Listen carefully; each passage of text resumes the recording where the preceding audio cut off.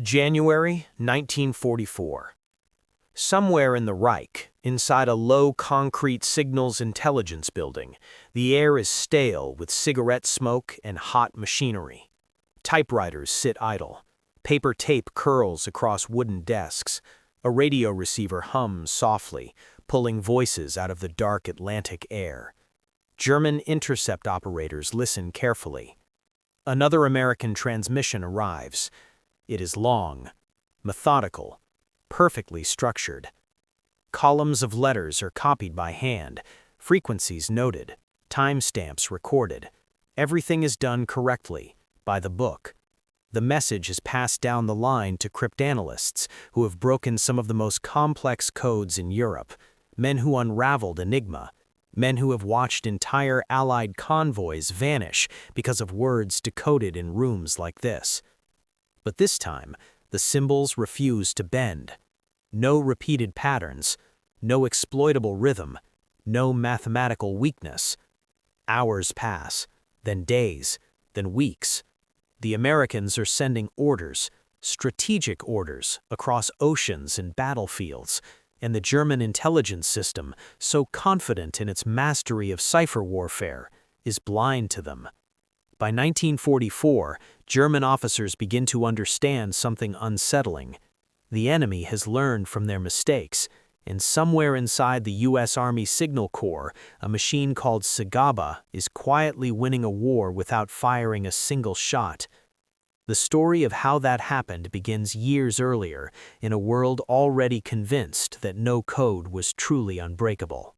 By the time the Second World War erupted in September 1939, warfare had already changed in ways most soldiers would never see. Battles were no longer decided only by artillery, armor, or air power. They were decided in silence, in signals rooms, in basements, in hidden facilities where the war was fought with paper, mathematics, and electricity. Every major power entered the conflict convinced that secure communication meant survival. Germany believed this more than most. The lessons of the First World War were still fresh. Intercepted radio traffic had exposed troop movements and operational plans. This time, the Reich would not repeat those mistakes. By the late 1920s, German engineers had refined mechanical cipher machines into tools of remarkable complexity. The most famous of these was the Enigma machine. Enigma was not just a single device, but a family of machines. It used a system of rotating rotors, electrical wiring, and daily changing settings to scramble plain text into unreadable cipher. Each keystroke altered the internal wiring path. With 3, then 4 rotors, plug boards, and daily key sheets, the number of possible combinations reached astronomical levels. To German commanders, it appeared mathematically invincible. And for a time, it was. German operational success in the early war years owed much to this confidence. U-boat commanders coordinated attacks across the Atlantic. Panzer units maneuvered with speed and precision. Luftwaffe squadrons received real-time orders. All of it traveled through encrypted radio transmissions that German leaders believed no enemy could read. But Germany was not alone in the cryptographic race. Britain, having learned harsh lessons during the First World War, invested heavily in signals intelligence. At Bletchley Park, a quiet estate north of London, mathematicians, linguists, engineers, and chess champions were assembled into an unprecedented intelligence effort. Their goal was simple in theory and monumental in practice: break the enemy's codes faster than the enemy could change them. By 1940, the impossible began to happen. Through captured materials, operator errors, and relentless mathematical efforts, British cryptanalysts began reading portions of German Enigma traffic. The intelligence derived from this work, later codenamed Ultra, gave the Allies a window into German intentions at every level of war. Convoys were rerouted, ambushes were avoided, battles were quietly shaped before they were fought. Germany, meanwhile, remained largely unaware. The Reich's confidence in its cipher systems bred complacency. Though improvements were made, additional rotors, stricter procedures, the fundamental belief remained: Enigma was secure.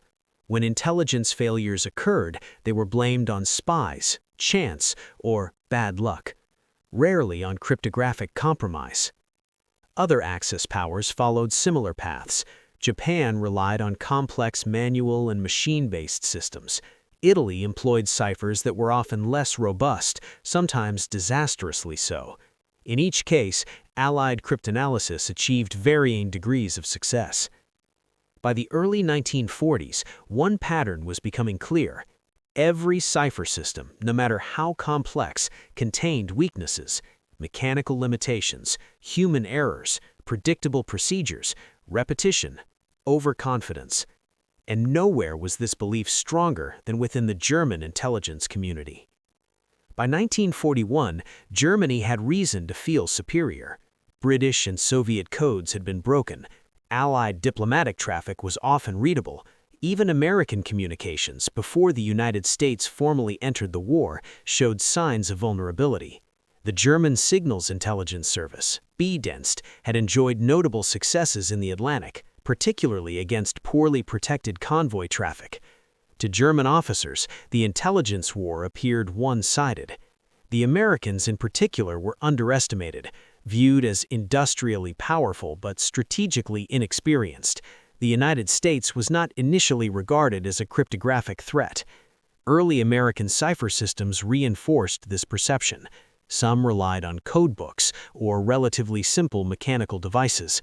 Others suffered from procedural weaknesses that made long-term security questionable. This assessment would soon prove dangerously wrong, because while German cryptanalysts focused on refining their own systems and exploiting enemy weaknesses, a quiet revolution was already underway across the Atlantic, a revolution born not from confidence, but from fear.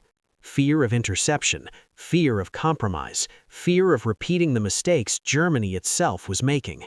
And as the global cryptographic battlefield hardened, the United States began preparing a machine designed not to win quickly, but to endure unbroken.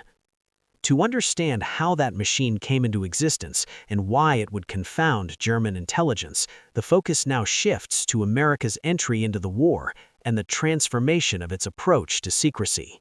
When the United States entered the Second World War in December 1941, it did so with vast industrial potential but uneven military preparation. Nowhere was this imbalance more apparent than in the realm of secure communications. The U.S. Armed Forces understood weapons, logistics, and production. Cryptography, however, was still a field in transition. Before the war, American military communications relied on a mix of codebooks, manual ciphers, and early mechanical machines. Some were effective for short-term use, others were vulnerable if captured or reused too often. American cryptographers were aware of these limitations. So were their adversaries. German and Japanese intelligence services had already identified weaknesses in certain U.S. diplomatic and naval systems during the late 1930s. The problem was not ignorance, it was scale. Modern war demanded constant communication across oceans and continents. Orders could no longer be hand-delivered or delayed. Radio was essential, but radio was also visible to anyone listening. Every transmission was a risk. Inside the U.S. Signal Corps, a small group of officers and civilian cryptologists began asking a dangerous question. What if the enemy was already listening and already learning?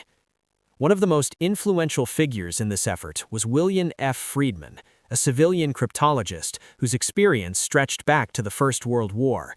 Friedman had studied foreign cipher machines. He understood their strengths. More importantly, he understood their flaws. Machines like Enigma relied on predictable rotor stepping, limited internal wiring complexity, and operator discipline. Break the procedure or exploit the mathematics, and the system collapsed. Friedman believed the next generation of American encryption needed to eliminate these weaknesses entirely. The result was a project so secret that few outside the Signal Corps even knew it existed. Its early designation was ECM Mark II. Its operational name would later become SIGABA. SIGABA was not built for speed or convenience, it was built for security. Unlike most cipher machines of the era, SIGABA used not one but multiple sets of rotors. One set encrypted the message itself, another set controlled how the encryption rotors moved, a third set introduced irregularity, unpredictable changes that eliminated repeating patterns entirely. This was the critical difference.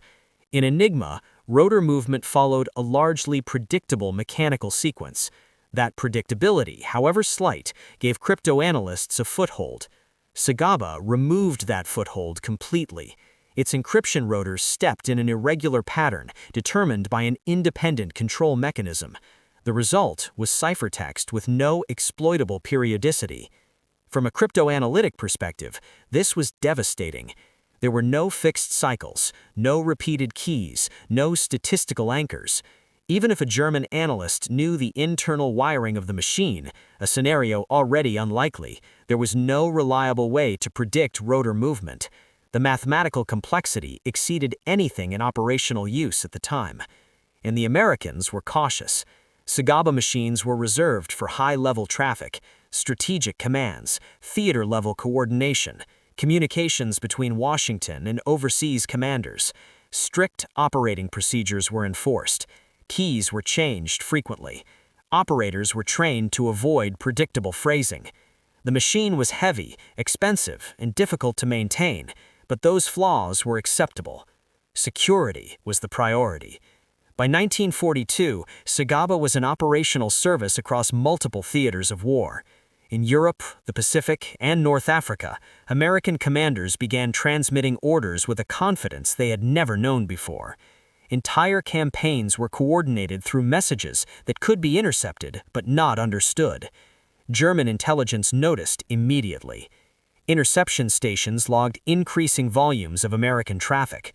The signals were strong, the formatting was professional, everything about them suggested importance, yet attempts to analyze the cipher produced nothing, no progress, no breakthroughs. At first, German analysts assumed time would reveal weaknesses. All machines failed eventually. All systems contained errors. History had proven this again and again. But as months passed, the silence remained unbroken. The American messages were not just unreadable, they were structureless, a nightmare for any cryptoanalyst trained to find order in chaos. Reports began circulating within German intelligence units. The Americans were using a new machine, a very different machine, one whose internal logic resisted every known method of attack. By late 1943, the implications were becoming impossible to ignore.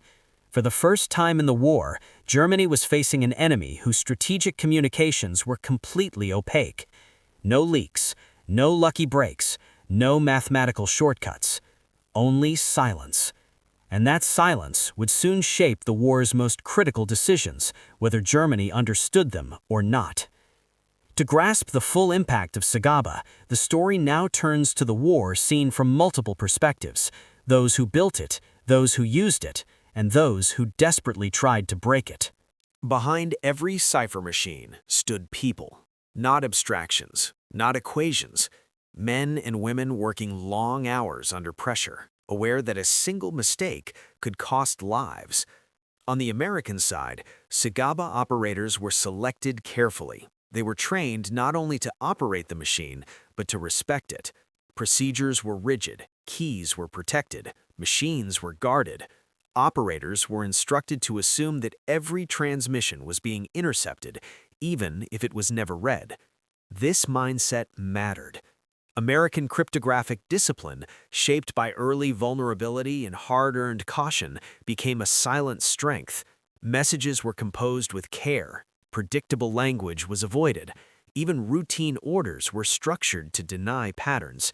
SIGABA was not treated as invincible, but as something that required constant respect. On the German side, the human experience was very different. Intercept operators did their jobs efficiently. Messages were logged, categorized, and forwarded to analysis units, but cryptanalysts faced a growing psychological strain. They were trained to believe that persistence always paid off, that every cipher, given time and effort, would eventually yield. SIGABA did not. Weeks of work produced nothing. Months yielded only frustration. Analysts could not even begin meaningful statistical analysis. There were no repeated sequences to anchor hypotheses, no recognizable distortions of language. The silence was unsettling. For cryptanalysts accustomed to progress, however slow, this was a professional shock. Reports reflected caution at first, then uncertainty, eventually concern. SIGABA was not just another cipher, it behaved unlike anything they had encountered, and that realization cut deep. At its core, SIGABA represented a philosophical break from European cipher design. Most Axis machines prioritized mechanical efficiency. They relied on a limited number of rotors and predictable stepping patterns to balance security with usability. SIGABA rejected that balance. It embraced complexity without compromise. The machine employed 15 rotors in total, divided into functional groups. The encryption rotors transformed plain text into ciphertext. The control rotors determined how those encryption rotors moved. Additional components ensured that movement was irregular and non-repeating. This meant that even identical plain text inputs sent under similar conditions produced entirely different outputs. To a cryptanalyst, this was devastating. Traditional attacks relied on frequency analysis, known plaintext, and mathematical modeling of rotor behavior. SIGABA denied all three. Without predictable rotor stepping, there was no reliable way to reconstruct internal states. Even large volumes of intercepted traffic provided no foothold. German intelligence understood machinery. They had built some of the finest cipher devices in the world. But SIGABA was not simply more complex, it was conceptually alien. Breaking it would have required resources, time, and insights that Germany simply did not possess during wartime. SIGABA was not a laboratory curiosity. It was used in real operations under real conditions across multiple fronts. In Europe, it carried messages coordinating the buildup of American forces in Britain. In North Africa, it transmitted operational orders during fluid desert campaigns. In the Pacific, it linked commanders across vast distances where radio was the only option. These were not trivial communications. They involved troop movements, supply priorities, strategic intent, decisions that shaped entire campaigns. German intelligence intercepted many of these messages. They knew they were important. They could see traffic volume increase before major Allied actions, but they could not see inside the messages themselves. This created a peculiar imbalance. Germany could sense the weight of American planning, but not its direction. They could feel pressure building without understanding where it would fall. SIGABA did not win battles by itself, but it allowed American commanders to plan with confidence, to coordinate without fear, to act without revealing their intentions. And as the war intensified, that advantage grew more powerful with every unread message. The remaining angles, how German intelligence reacted, how Allied leadership trusted the system, and what this meant strategically, now come into focus. Within the German intelligence structure, intercepted American traffic triggered an uncomfortable paradox. Signals units could hear everything, but understand nothing. The Reich had built an extensive interception network. Listening posts stretched from occupied France to Scandinavia, from the Balkans to the Atlantic coast. American transmissions were logged meticulously. Frequencies, call signs, transmission habits, these were all analyzed in detail, but cryptanalysis stalled at the first step. German reports described American high-level cipher traffic as structurally resistant, a carefully chosen phrase. It meant that the ciphertext did not behave like language at all. There were no repetitions that suggested rotor cycles, no anomalies that hinted at operator error. Even large volumes of traffic failed to produce meaningful patterns. This was deeply unsettling. German cryptanalysts were not ignorant. They understood what they were seeing, and more importantly, what they were not seeing. The absence of weakness was itself a signal. It suggested a system designed by someone who understood cryptanalysis from the inside. By 1943, SIGABA traffic was effectively categorized as unreadable. not temporarily, not pending further work, unreadable in principle. This was a rare admission. In intelligence culture, declaring something unbreakable bordered on heresy, yet that is precisely what some internal assessments implied. Resources were gradually redirected, effort was reduced, attention shifted elsewhere. The Americans, for once, had built something Germany could not penetrate. Security is only useful if leaders trust it. American commanders, from Washington to forward headquarters, relied on SIGABA with growing confidence. Strategic planning required speed and secrecy. SIGABA allowed both. Orders could be transmitted rapidly without the elaborate precautions that slowed other systems. This trust was not blind. The U.S. Army Signal Corps enforced strict control. Machines were inventoried. Loss protocols were clear. In the event of capture risk, machines were to be destroyed, no exceptions. But within those safeguards, SIGABA became a backbone of Allied coordination. It enabled joint operations, multinational planning, complex logistics across thousands of miles. Contrast this with German leadership. German commanders trusted Enigma absolutely, too absolutely. They dismissed early warnings, they ignored anomalies. Even when evidence mounted that Allied forces knew too much, the possibility of cryptographic compromise was rarely accepted. The Americans had learned the opposite lesson. SIGABA was secure not because it was assumed to be, but because it was treated as if it might fail at any moment. There is a moral dimension to secrecy in war. Cryptography is not just about hiding words, it is about protecting decisions that send men into danger. SIGABA's security meant fewer compromised operations, fewer ambushes, fewer catastrophes born of leaked intent. It did not make war humane, but it reduced avoidable loss. For German intelligence officers, this created a growing strategic blind spot. They could estimate American strength, they could track industrial output, they could observe troop concentrations, but they could not hear intent. That absence mattered. Wars are often decided not by what is seen, but by what is understood too late. By denying Germany insight into American strategic thinking, SIGABA shifted the balance subtly but decisively. It removed one of the Reich's most powerful tools, foreknowledge. And as the war moved towards its most critical phase, that silence would matter more than ever, because there would come a moment when Germany realized beyond doubt that the American cipher system standing in their way would not yield, and that realization marked a turning point in the hidden war beneath the visible one. By early 1944, the war had entered its decisive phase. The Axis powers were under relentless pressure on multiple fronts. In the east, the Red Army was advancing with overwhelming force. In the south, Allied troops pushed up the Italian peninsula. And in the west, something immense was gathering just beyond the English Channel. German intelligence could sense it. Radio traffic increased, not only in volume, but in discipline. American transmissions flowed steadily between Washington, London, North Africa, and newly established headquarters in Britain. Call signs changed, frequencies rotated, message lengths grew longer.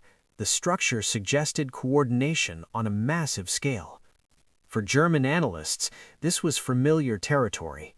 Before major operations, patterns usually emerged. Preparations created noise, traffic surged, then narrowed. With enough intercepted material, intent could often be inferred, even without full decryption. This had worked before. It worked against weaker systems. It even worked, at times, against Enigma-protected Allied traffic when procedural errors crept in. But the American traffic resisted all interpretation. SIGABA-protected messages produced no usable metadata beyond timing and volume. Analysts could not distinguish between routine logistics and high-level strategic directives. There were no recognizable headers, no repeated phrases, no crib opportunities. Even the most basic questions remained unanswered. Was this build-up for a landing in France, a diversion toward Norway, a renewed push in Italy? German intelligence could not tell. By the spring of 1944, senior officers within the OKW, the German High Command, were receiving increasingly cautious intelligence briefings. Reports noted heavy American communications activity, but emphasized the inability to assess content or direction. This was an uncomfortable admission in a command culture that prized certainty. Meanwhile, on the Allied side, SIGABA was working exactly as intended. American planners were coordinating with British counterparts at an unprecedented level of detail. Troop movements, supply schedules, deception plans, and contingency orders flowed across SIGABA circuits. Messages traveled quickly, securely, and without compromise. There was no urgency to shorten transmissions, no fear of interception, no need to obscure meaning through delay or indirection. SIGABA allowed clarity, and clarity enabled precision. As Operation Overlord took shape, this mattered immensely. The invasion of Normandy required coordination on a scale never attempted before. Hundreds of thousands of troops, thousands of ships, aircraft from multiple nations, all synchronized to tides, weather, and enemy disposition. Every delay risked exposure, every leak risked catastrophe. German intelligence intercepted pieces of this storm as it formed, but never its shape. By May 1944, frustration within German cryptanalytic units was giving way to resignation. Analysts attempted every known method. They examined long-range statistics. They tested hypothetical rotor configurations. They compared traffic patterns across theaters. Nothing worked. Some officers began to suspect that the Americans had solved the problem the Germans believed unsolvable, that they had built a cipher system without the structural weaknesses cryptanalysis depended on. This was not a comforting thought, because it meant that Germany was facing an enemy who could plan freely, while Germany itself was increasingly transparent to Allied intelligence. And when Allied forces finally moved, German commanders would be reacting, not anticipating. The realization did not come in a single moment. It emerged slowly through repeated failure, through reports that said less and less because there was less and less to say. By the eve of the Allied landings in Western Europe, the truth was becoming unavoidable. The Americans were speaking. Germany was listening, but nothing was being heard. What followed would confirm beyond doubt that this silence was not temporary, and that its consequences would be irreversible. June 1944 did not bring revelation to German intelligence. It brought confirmation. As Allied forces landed on the beaches of Normandy on June 6th, the scale of the operation stunned German commanders, but it did not surprise them in the way surprise usually arrives. There was no intercepted message that had been misunderstood, no decrypted order that had been ignored. There was simply absence, a void where foreknowledge should have been. German signals intelligence had heard the buildup. They had logged the transmissions. They had measured the surge in traffic, but they had never seen the plan. In the days following the landings, intercepted American communications intensified. Orders flowed rapidly between beachheads, rear headquarters, and Washington. Adjustments were made in real time. Reinforcements were redirected. Logistical priorities shifted hour by hour. All of it traveled through SIGABA. German cryptanalysts continued their work even as Allied forces pushed inland, but by now the tone of internal assessments had changed. Where earlier reports expressed cautious optimism or deferred judgment, later documents reflected something closer to professional defeat. SIGABA was no longer treated as a problem to be solved. It was treated as a condition to be endured. Captured German intelligence summaries from late 1944 described American high-grade cipher traffic as unassailable with current methods. This phrasing mattered. It acknowledged not just failure, but limitation. The Reich no longer believed that time or effort alone would yield results. The intelligence war had tilted decisively. While German communications continued to leak through Enigma, through Lorenz, through procedural error, American strategic traffic remained secure. Allied commanders could plan offensives, knowing that Germany would learn of them only when tanks appeared on the horizon. This asymmetry shaped the final year of the war. In the Ardennes, German planners attempted surprise during the winter offensive of December 1944. They succeeded briefly, but Allied recovery was swift. American communications, protected by SIGABA, allowed rapid coordination under pressure. Units regrouped, air support was summoned as weather cleared. The offensive stalled. Again, German intelligence listened and understood nothing. By early 1945, SIGABA had become an accepted reality within German signals units. Analysts focused instead on tactical traffic, low-level communications, and non-American targets. The highest level of American intent remained inaccessible. This had consequences beyond the battlefield. Strategic bombing campaigns, supply priorities, and post-war planning discussions all moved through secure channels. Germany faced not just an enemy advancing on all fronts, but one whose mind was hidden. When the war ended in May 1945, Allied forces captured vast quantities of German intelligence records. Among them were assessments of enemy cipher systems. Enigma had been defended until the end. Other systems were acknowledged as compromised. SIGABA stood alone. There was no record of a successful break, no decrypted archive, no moment of belated understanding. German officers reviewing the war in captivity would later remark on the mystery of American communications, how so much had been heard and so little known. In a conflict defined by information, that silence had spoken louder than any intercepted message, and as the guns fell quiet across Europe, the full weight of what SIGABA had accomplished without ever revealing itself began to settle in. Because the end of the war did not end the story of SIGABA, it marked its legacy. When the war ended, the reckoning began, not just on the battlefield, but in archives, interrogation rooms, and intelligence assessments. The Allied victory was dissected piece by piece, tactics were analyzed, technologies were cataloged, and the invisible war of cryptography was finally examined in full. For German intelligence officers taken into custody, the revelations were sobering. They learned that Enigma, the system they had trusted implicitly, had been read for much of the war, that Allied forces had often known German intentions in advance, that entire campaigns had unfolded under the shadow of compromised secrecy. But when the discussion turned to American communications, the tone changed. There was no corresponding revelation, no hidden archive of decrypted messages, no explanation for missed opportunities beyond the truth German cryptanalysts already suspected. They had never broken SIGABA. Post-war evaluations conducted by Allied intelligence confirmed what wartime experience had suggested. SIGABA, also known as ECM Mark II, had remained secure throughout the conflict.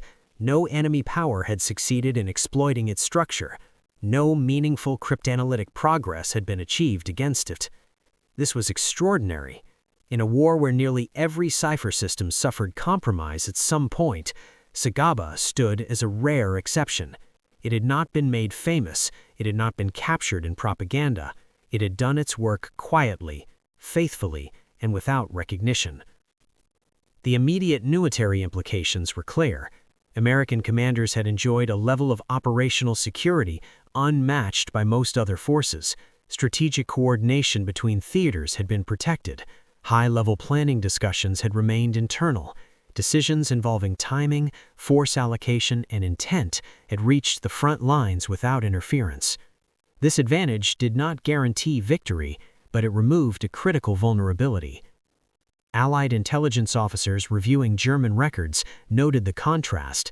German analysts had often been able to infer Allied intent through traffic analysis, even when content was unreadable.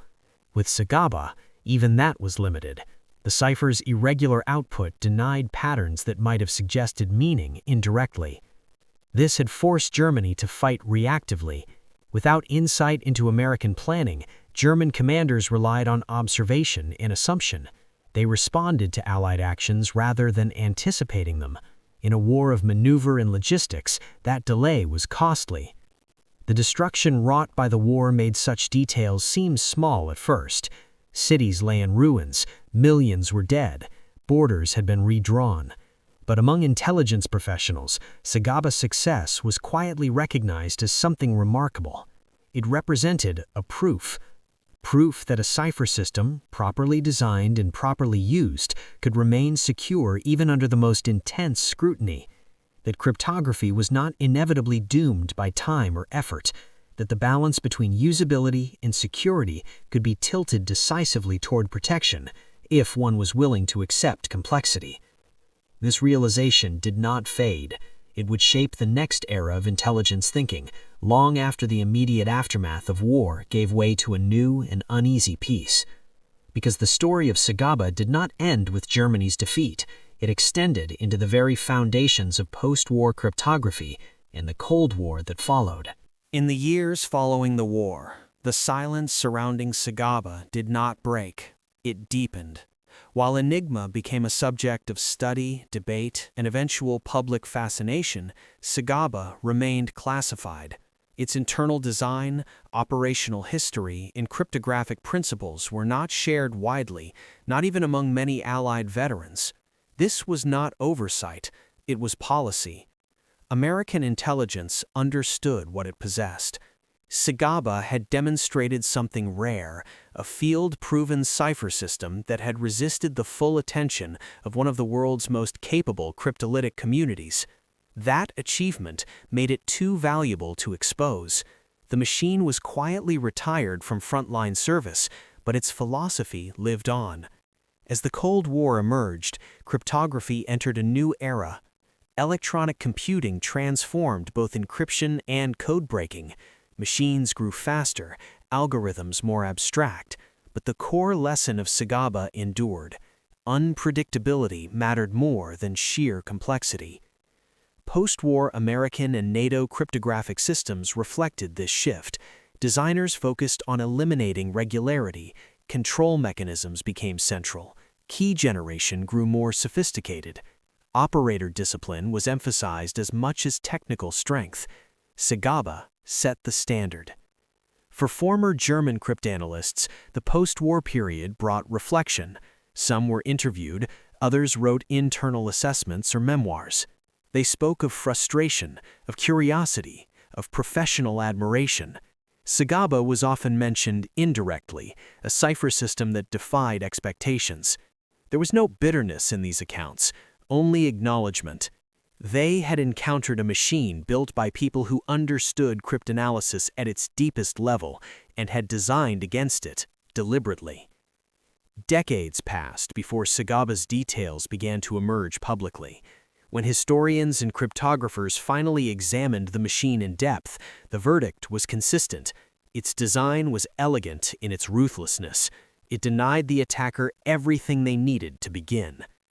By then, the world had changed. Encryption was no longer the domain of states alone. It underpinned commerce, diplomacy, and personal communication. Yet the foundational questions remained the same ones SIGABA had answered during the war. How to communicate freely in a hostile environment, and how to do so without revealing intent. SIGABA's influence was subtle, but lasting. It did not inspire imitation in form, but in principle. Control the system. Remove predictability. Assume the enemy is always listening. In that sense, SIGABA outlived the war it served. It became part of an intellectual lineage that shaped modern cryptography, not through fame, but through example. And with that legacy established, the story returns to where it began, not to the machines or the messages, but to the meaning of silence in war. War is often measured in explosions, territory, or casualty figures. Yet some of its most decisive battles are invisible, fought not with bullets or tanks, but with knowledge or the lack of it. SIGABA exemplifies that truth. It did not fire a shot. It did not march across a battlefield. Its victory was silence, the quiet refusal of its messages to reveal themselves to the enemy. In a conflict defined by interception and insight, silence became power. The Americans could plan, coordinate, and strike with a confidence their adversaries could never match. German officers listened, measured, and waited, never knowing what was coming until it arrived. The machine had done its work with perfect discretion. But SIGABA's legacy extends beyond the tactical. It represents a philosophy of restraint and foresight, that security is not only a technical problem, but a human one. Machines alone do not protect. Discipline, procedure, and understanding are equally vital. By embedding unpredictability at the core of communication, SIGABA transformed the very way intelligence could be defended. Today, in the age of digital encryption and global networks, the principles remain the same. Unbreakable codes are not myths, they are engineered. SIGABA proved that. It showed that when skill, design, and caution converge, secrecy can be absolute, even against the most determined adversaries. The story of SIGABA is, ultimately, the story of invisible influence, a quiet machine shaping the course of events, unseen, unheard, yet decisive. It reminds us that history is shaped not only by what is done, but by what is kept hidden, and that sometimes the most extraordinary victories are won in silence.